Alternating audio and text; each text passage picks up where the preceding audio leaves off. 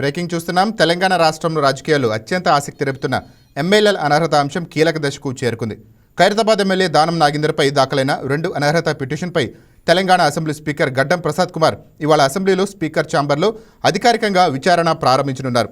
BRS తరపున petition వేసిన MLA పాడి కౌశిక్ రెడ్డితో పాటు ఆయన తరపు న్యాయవాదులు స్పీకర్ ఎదుట హాజరై తమ వాదనలు వినిపించనున్నారు.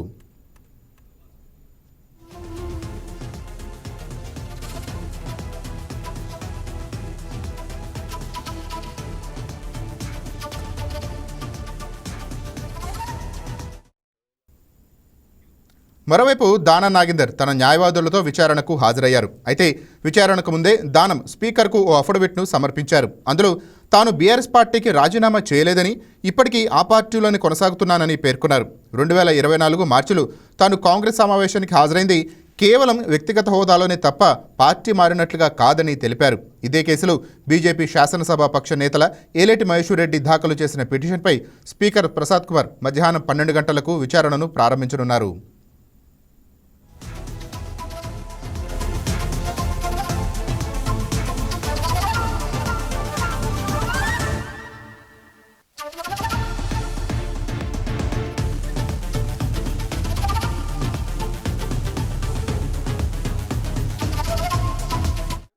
పార్టీ మారిన ఎమ్మెల్యేల అనర్హత కేసులో దేశ అత్యున్నత న్యాయస్థానం సుప్రీంకోర్టు విధించిన గడువు ఈ నెల 31తో ముగియనుండటంతో స్పీకర్ గడ్డం ప్రసాద్ కుమార్ విచారణ వేగవంతం చేశారు.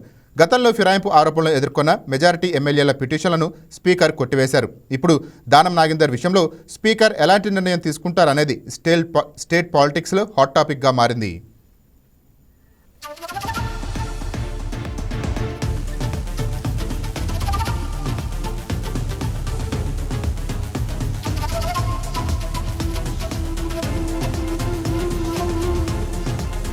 Please subscribe to YK TV Network. Please subscribe to YK TV. Please watch YK News. Don't forget to subscribe YK News channel.